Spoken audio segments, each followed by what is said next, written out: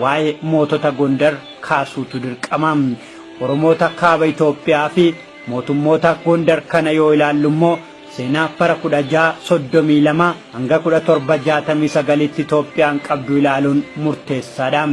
Seenaa achi as dhufte Oromoo kaaba Itoophiyaa yoo ilaalle yeroodhaaf dursa sammuu namaa keessa kan dhufu Oromoo Walooti.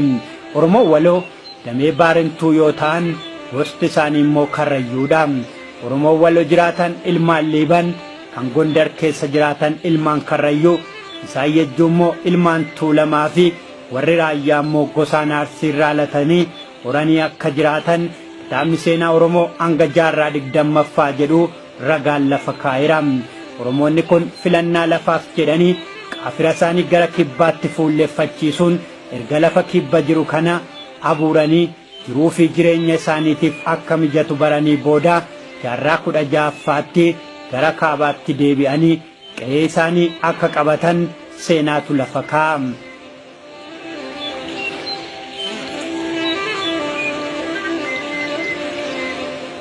Qubataa duraati Ponier yookaan immoo Daggal Saaqii jedha afaan Oromooti. Daggala Saaqee kan qubate qubataa duraa Daggal Saaqii jechuudha. Naannoo kaaba baha Afrikaa kana maalidhaaf qaama uummata Kuushotaati.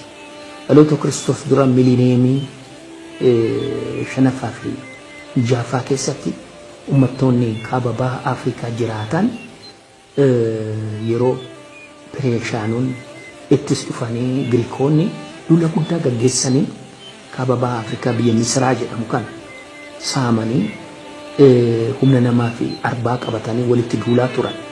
San uummanni karaa kaabaa Kuushotaa kun babal'inaa fi walirraa fageenya naannoo isaanii jalqaban jechuudha biyya Itoophiyaa jedhamu keessatti.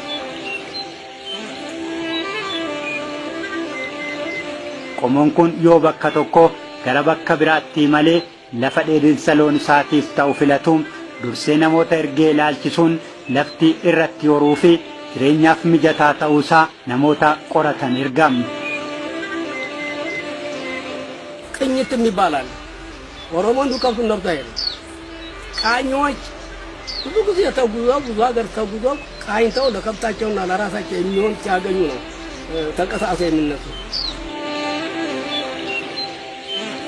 Bakkaafaan Goojjam Gorgoraa iddoo Diimaa Yibaabaa jedhamutti kan dhalate yoo ta'u haati isaa Oromoo Tuulamaatiin.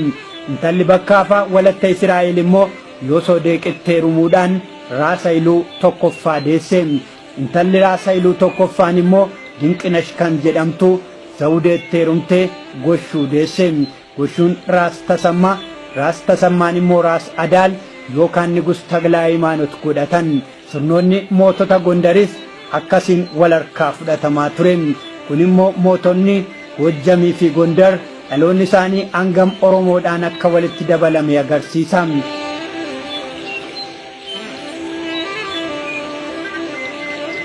Bakkaafaan amma Goojjam keessatti Oromoota Daamotii irraa nama dhalateedha jechuudha. Isattis dhaloonni kun itti fufe. Ate Soosiniyoos Oromoo naቸው ፋሲል አባ እና ሲነግሱ መጣው ጎርጎራ ላይ ነው ቤተ መንግስት የሰሩ ተወለዱ ባቃያ ትክክል ናቸው። ጎርጎራ ላይ ቤተ መንግስታቸውን አሰሩ። የእሳቸው ልጅ ደግሞ ፋሲል አሁን አለበት ላይ ያናው ከፍተኛ እንትን አሰራ እና ከዛ አልወጣም ኦሮሞ እዛው ነው አማራ ሆኖ የቀረው።